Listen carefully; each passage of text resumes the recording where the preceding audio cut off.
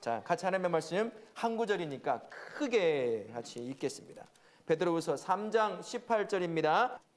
성도가요, 구원 얻는 믿음을 가졌다는 증거들을 지난 2024년 하반기 오후 예배를 통해서 몇 주간에 우리가 함께 나누어 봤습니다. 구원 얻는 믿음은 반드시 그 증거를 보일 수밖에 없다는 거예요. 첫 번째가 뭐가 있었냐면 예수 그리스도만이 유일한 구원의 기름을 인정하고 고백하더라는 것입니다.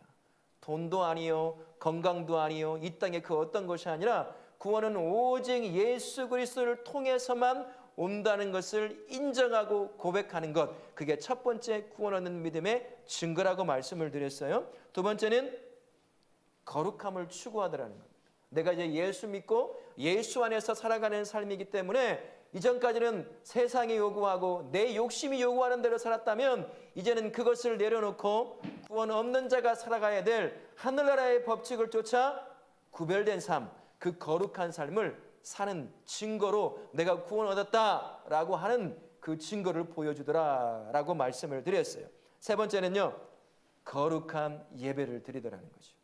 세속화된 예배가 아니라 내 마음대로 포기하고 내 마음대로 내가 좋아하는 것을 듣고 참여하는 것이 아니라 하나님이 기뻐하시는 예배라고 한다면 오전에도 말씀드렸지만 내가 예배할 수 없는 상황에도 예배하는 사람, 그게 구원 얻는 믿음을 가진 사람의 겉으로 드러나는 증거라고 말씀을 드렸어요. 마지막 하나는 회개라고 하셨습니다.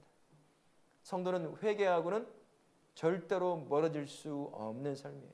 평생 우리는 회개를 통해 계속해서 내 안에서 죄가 나를 지배하지 못하도록 나를 가꾸어 가야 될 필요가 있다는 거죠. 회개하지 않는다면 그 사람은 구원 얻는 믿음을 누리고 있지 못하는 것일 수도 있습니다. 우리는 언제나 넘어지는 연약한 존재이기 때문이라는 거죠. 이처럼 구원 얻는 믿음을 가진 사람은 이전과는 다른 삶을 살아요. 그러다 보니까 예수 믿지 않았던 삶과 예수 믿고 난 후의 삶이 참 변화된 삶을 살더라는 것입니다. 그래서 성경을 뭐라고 표현하냐면 예수 안에서 새로운 뭐가 됐다고 말할까요? 피조물이 되었다고 얘기하는 거예요. 우리의 겉모습은 똑같아요. 어제나 오늘이나 예수 믿기 전이나 믿고 난 후에나. 물론 나이 들어서 얼굴에 주름살이, 기미가, 머리가 빠지고 뭐 그런 것은 달라질지 모르지만 그러나 똑같다는 거예요. 예수 믿기 전과 믿지 않을 때랑 겉은 똑같아요. 하지만 우리는 예수 믿고 난 후에 반드시 변화가 일어나는데 그것을 성경은 새로운 피조물이라고 이야기하더라라는 것입니다. 예수님을 믿는다는 것은 이처럼 근본적인 변화를 겪게 되어 있어요. 다른 말로 또 바꿔 말한다면 신분의 근본적인 변화가 일어난다는 겁니다. 예수 믿기 전에 성경은 사람들을 두고 뭐라고 얘기했을까요? 로마서에 나옵니다. 본질상 진노의 자녀였어요. 죽을 자녀였다는 거예요. 지옥 갈 자녀였다는 겁니다. 하지만 예수를 딱 믿고 난 후에 어떤 신분의 자녀로 바뀌었죠? 하나님의 자녀가 되는 권세를 누리는 신분으로 변화가 일어났습니다. 이건 하늘과 땅 차이예요. 결코 만날 수 없는 신분의 변화가 우리 안에 일어났다라는 겁니다. 그러면요, 한 가지 묻죠. 이제 예수 믿어서 신분의 변화가 일어나 하나님의 자녀 되는 그러한 삶을 살게 되었어요. 그러면 이제 믿게 되었으니 끝난 걸까요? 그냥 이 상태로 있으면 되는 걸까요? 전혀 아닙니다. 여기서부터가 예수 믿는 사람과 일반 종교를 믿는 사람과 근본적인 차이가 벌어지기 시작하는 거예요. 예수가 아닌, 하나님이 아닌 죽은 신을 믿는 사람들은 어떨까? 나름대로 전부 다 어떤 반열에 오르고 싶어 해요. 뭐 열반에 오른다든지 뭐 이런 거 많이 있잖아요. 그래서 평생 동안 산속에 들어가서 돌을 닦습니다. 착하게 살려고 애를 쓰고 다양한 모습으로 자기 실현을 통해서 누군가는 올라가고 싶어하는 그 반열이라고 하는 곳에 올라가고 싶어요. 물론 올라갈 수도 없지요. 우리 힘으로는 갈 수가 없는 곳입니다. 그렇게 평생 살아가 혹 누군가 올라갔다고 한다면 그곳으로 그들은 끝이에요. 야, 이젠 내가 이 반열에 올라왔으니 끝이다 라고 끝납니다. 하지만 성도는 정반대입니다. 성도는요, 반열에 이미 올라가 있어요.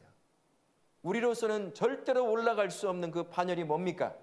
하나님의 자녀되는 권세를 누리는, 구원을 누리는 그 반열에 우리 힘으로는 못 올라가니까 하나님이 어떻게 하신 거예요? 우리를 사랑하셔서 일방적으로 우리에게 오셔서 우리에게 믿음을 주시고 구원의 길로 인도하셔서 하나님의 자녀가 되는 그 권세 가운데 구원을 누리는 그 반열에 딱 올려놓으셨습니다. 우리는 못 올라가요. 우리 힘으로는. 하지만 하나님이 우리를 그렇게 올려놓으셨어요. 바로 이때부터가요, 우리는 마치 예수를 믿지 않고 일반 종교를 믿는 사람들이 무언가 반열을 올라가기 위해서 스스로를 절제하고 스스로를 돌을 닦고 막 하는 것처럼, 그렇게 삶의 변화를 일으키는 것처럼 우리는 그때부터 삶의 변화를 일으키기 시작하는 거예요. 이때부터 예수를 믿기 시작한 신분의 변화가 일어난 그 시점부터 진짜 성도의 삶이 시작이 되는 겁니다. 여러분은 어떠셔요? 그렇게 살고 계셔요? 구원받았으니 끝이다. 구원 빼앗기지도 않을 거고 그저 예배만 그럭저럭 드리면 되겠지라고 그런 생각을 하고 계십니까? 성도의 최종 목표는 예수 그리스도예요. 그 말은 무슨 말일까요? 평생 성도는요, 예수 믿는 믿음 안에 딱 들어오면 예수님처럼 닮아가는 삶을 살아가는 거죠. 그걸 오늘 설교의 제목대로 한다면 자라가는 겁니다. 예수님까지 자라가는 게 성도가, 신분의 변화를 겪은 성도가 살아가야 될 실제 삶의 모습이라는 거예요. 그러나 우리는 착각할 때가 참 많이 있어요. 예수 믿고 나면 된다, 끝이다, 이대로 구원을 누리면 된다라고 생각한다는 겁니다. 그러다 보니 30년, 40년을 믿어도 처음 예수를 믿었을 때 그 모습이 40년 후에도 거의 변화가 없어요. 여전히 아기 같은 신앙이 40년이 지난 그 시점에도 여전히 아기 같은 신앙을 갖고 있어요. 자라지는 않는 거예요. 우린 그런 사람 질병이 있죠. 자라지 않는 질병이 있어요. 나이가 10살, 20살, 30살이 됐는데도 마치 아기처럼 1m가 되지 않는, 그걸 뭐라고 하는데 그 질병의 이름을 잊어버렸어요. 그런 것과 같은 거죠. 얼마나 불쌍합니까? 성도는 그런 사람이 아니에요. 평생 예수님을 닮아가는 겁니다. 예수님까지 자라가는 삶이에요. 그리고 하늘의 천국에 들어가면 이제 그 단계까지 올라가는 거죠. 우리가 물론 하나님이 되는 건 아니지만 그렇게 자라가는 삶을 사는 것이 성도의 삶입니다. 이 삶을 가장 잘 보여주는 사람이 있다고 한다면 사도 바울이라고 할 수가 있어요. 다메섹에 있는 예수 믿는 사람들을 잡아오려고 다메섹으로 가던 그 길에 영으로 임하신 예수님을 만난 그 시점부터 바울은 예수님을 닮아가는 삶을 살기 시작했어요. 변화되어 가기 시작한 거죠. 자라가기 시작한 거예요. 그래서 자기를 본받으라고 얘기할 수 있었습니다. 나도 부족하지만 나를 구원하신 예수님처럼 되어가기 위해 그렇게 자라가고 있는 나의 모습, 지금의 내 모습이 아니라 예수님처럼 자라가려고 하는 그 나의 삶을 본받으라 라고 말할 정도였다라는 거죠. 이런 삶을 바울은 이렇게 고백합니다. 빌립보서 3장 12절부터 14절에 이런 고백이 있어요. 같이 한번 읽겠습니다. 내가 이미 얻었다 함도 아니요 온전히 이루었다 함도 아니야. 그것을 잡으려고 쫓아가노라. 형제들아, 나는 아직 잡은 줄로 여기지 아니하고 오직 한 일, 즉 뒤에 있는 것은 잊어버리고 앞에 있는 것을 잡으려고 푯대를 향하여 그리스도 예수 안에서 하나님이 위에서 부르신 부름의 상을 위하여 쫓아가노라. 바울이 우리에게 자라가는 삶, 예수님을 닮아가는 삶, 그 삶의 몇 가지를 가르쳐 주는데, 첫 번째는요, 성도의 삶의 실제적인 것은 예수를 믿기 시작한 그 시점부터다라고 이야기한다라는 겁니다. 12절에 이렇게 얘기하잖아요. 내가 이미 얻었다 함도 아니요 온전히 이루었다 함도 아니라 오직 내가 그리스도 예수께 잡힌 바 된 것을 잡으려고 쫓아가노라 라고 이야기합니다. 예수를 믿고 난 이후부터 바울의 인생이 그랬어요. 예수님을 쫓아가는 사람, 그 예수님의 삶을 본받고 싶어하는 사람, 그분의 말투, 그분의 사랑, 그분이 행하는 모든 것을 본받고 싶어하는 사람. 닮아가려고 하면 어떻게 합니까? 흉내를 내요. 지금도 기억나는 두 분이 있는데 한 분은 조용기 목사님이세요. 한때 조용기 목사님 흉내내는 목사님 정말 많았습니다. 미십니까? 그거부터 해가지고 그분이 억양, 그분의 손동작 다 흉내를 내고 있어요. 그 찬양팀 사역이 있었습니다. 온누리 교회에서 이제 경배의 찬양이 유명할 때 하스데반 목사님이 하는 그 찬양의 인도법을 그대로 찬양팀이 리더가 흉내를 내면서 했어요. 계속 그 장면들이 이어 끌어갑니다. 흉내를 내는 거예요. 우리가 어떻게 예수님처럼 되겠어요? 우리는 신이 될 수 없죠. 그렇게 바울은 평생 예수님을 흉내내며 살아가던 사람이었습니다.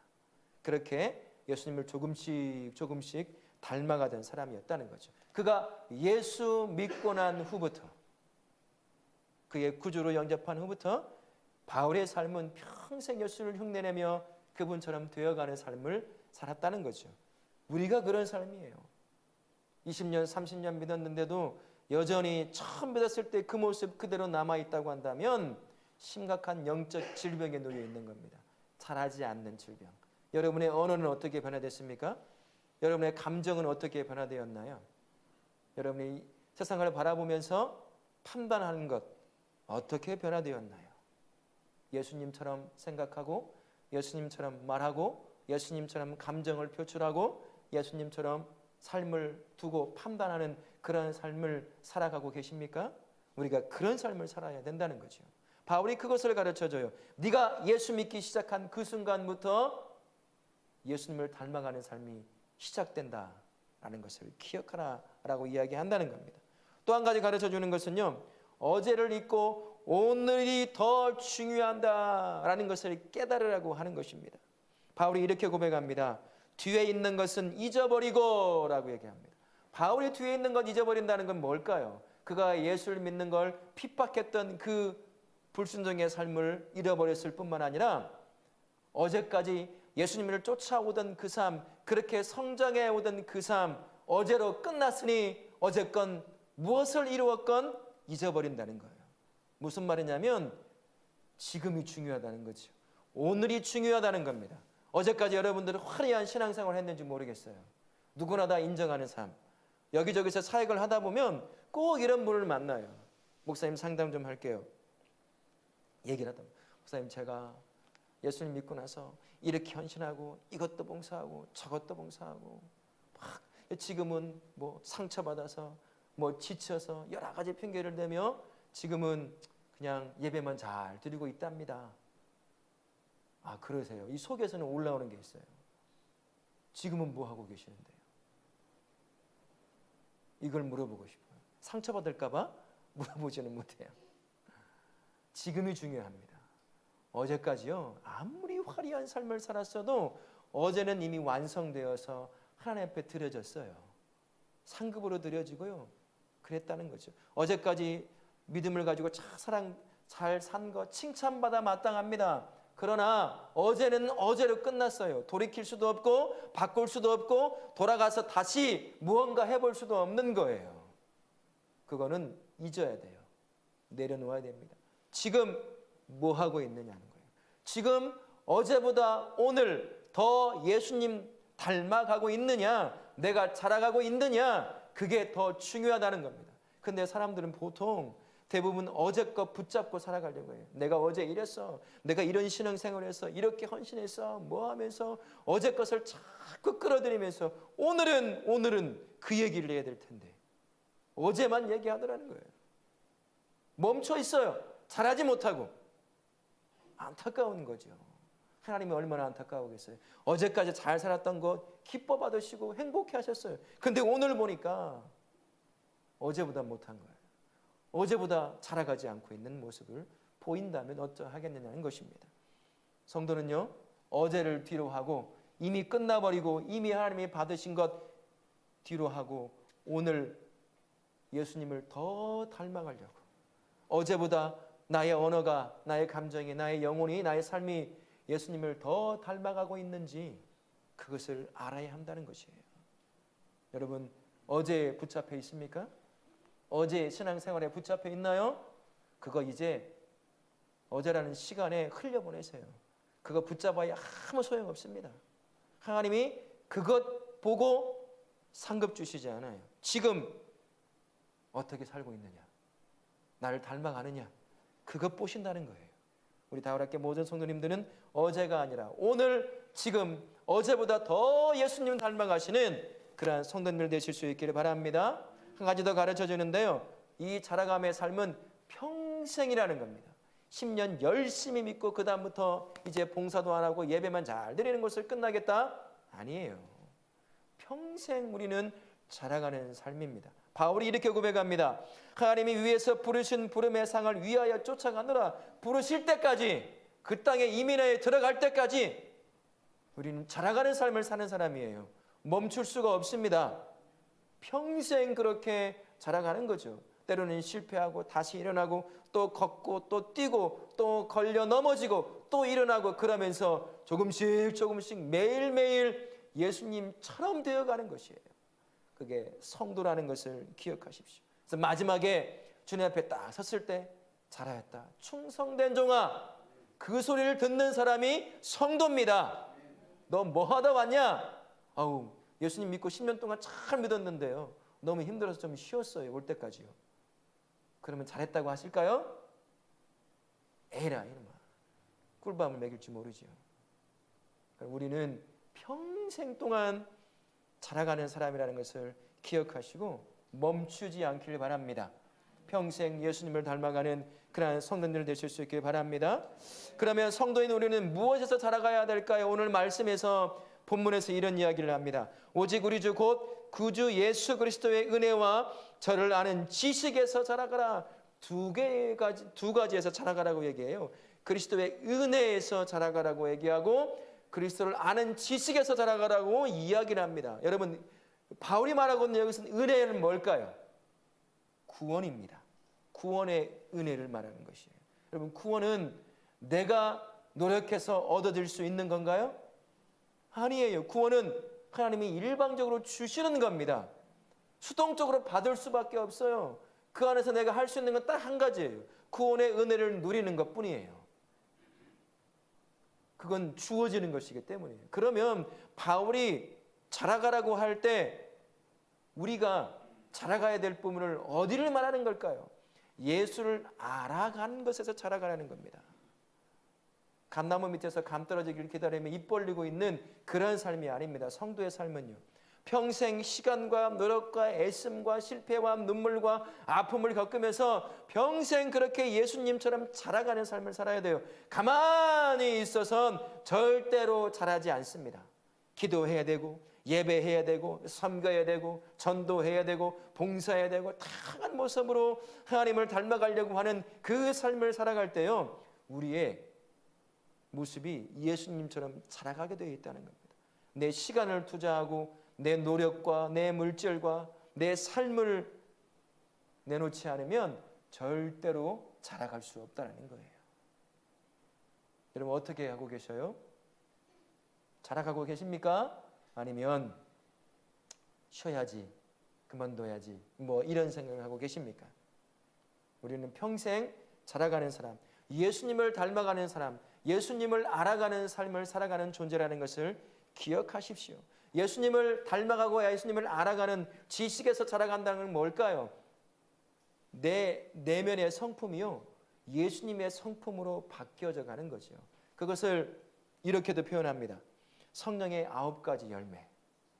우리 삶에서 성령의 9가지 열매가 맺혀져 가고 있습니까? 내 내면에서부터 예수님의 성품을 닮아가는 그 성장을 이루지 않으면 성령의 9가지 열매 맺을 수가 없어요. 내 안에서부터 예수님을 닮아가는 그 삶을 살지 않으면 또 겉으로 드러나는 삶의 변화도 일으켜낼 수 없습니다.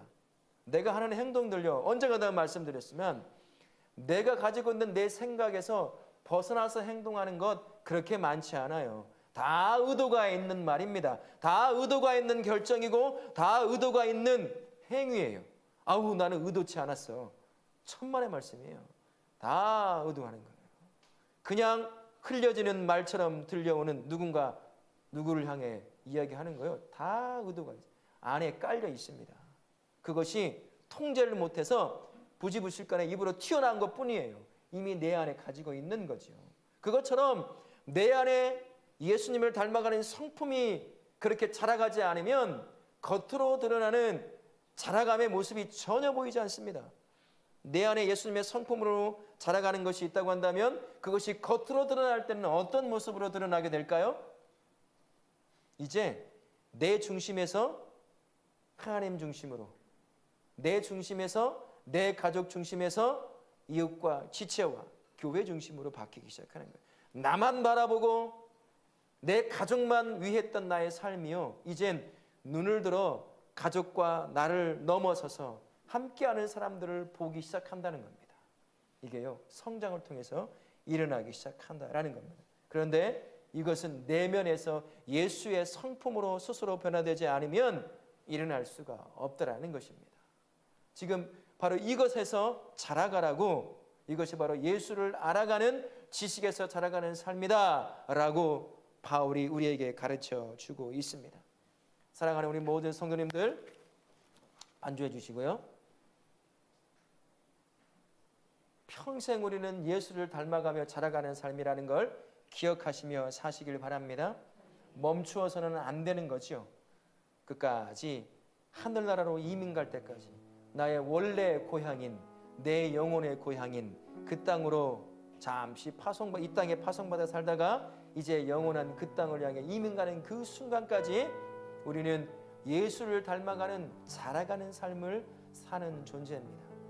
내 안에 나의 내면의 성품이 예수님의 성품을 닮아가는 것이고, 그것이 이제는 겉으로 드러나 내 중심, 내 가족 중심이 아니라 그것을 넘어서서 지체와 이웃과 다른 삶을 향한 관심과 사랑과 섬김의 삶으로 그 성장이, 성숙이 드러나 보여야 한다는 거예요. 기도하시면서 나의 삶은 얼마만큼 예수님을 닮아가고 있는 삶인가, 나의 언어는, 나의 감정은, 나의 삶은 점검하시고 멈추지 않는 성장하는 삶, 하나님, 비록 늦지 않아, 비록 지금까지는 내 중심으로 자라지 않는 삶을 살았다고 한다면 이제 바울의 고백처럼 나의 삶이 평생 예수님을 닮아가 성장하는 삶을 살기를 원합니다.